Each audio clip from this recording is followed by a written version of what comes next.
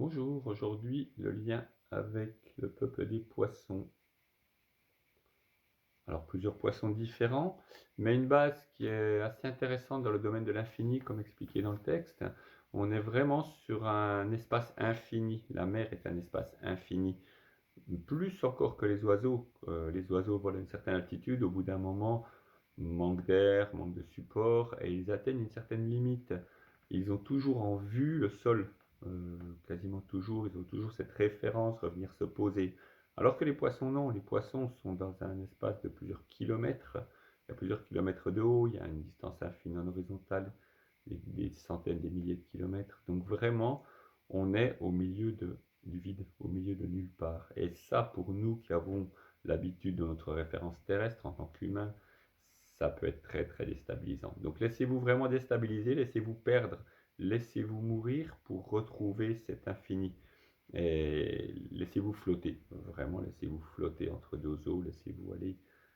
C'est quelque chose qui n'est pas toujours évident à faire. Donc cette méditation, ce lien va vraiment impliquer une sorte de petite mort, de se laisser aller, se laisser flotter complètement. Et quand justement on perd pied réellement, c'est là qu'il faut laisser aller. Il y a beaucoup de personnes qui ont un peu peur de la mer comme ça, qui ne savent pas ce qu'il y a en dessous, c'est tellement infini, qui ont une certaine appréhension. Mais justement, c'est cette appréhension par-dessus laquelle il faut passer.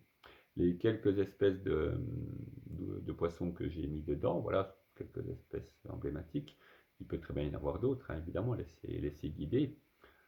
Certaines sont très intéressantes, notamment les bancs de poissons, les lions, les sardines, etc.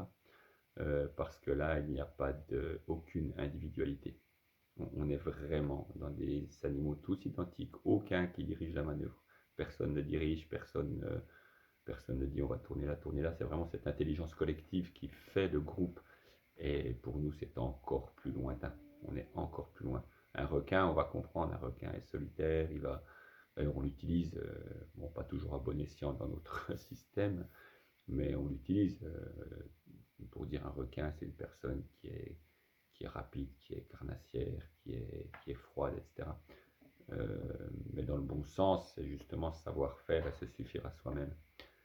Mais les bancs de poissons, ça nous échappe. Ça nous échappe beaucoup. Donc laissez-vous perdre dans l'immensité et faire confiance à tous les autres éléments, une infinité d'éléments. Voilà, ce sont les principaux. Évidemment, le saumon que j'ai mis en premier, parce que l'animal celtique par excellence, un des principaux animaux celtiques, est vraiment un lien à la connaissance très très fort.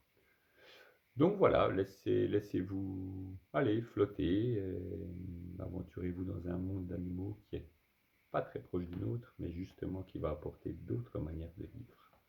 Bon voyage et bonne natation. Au revoir.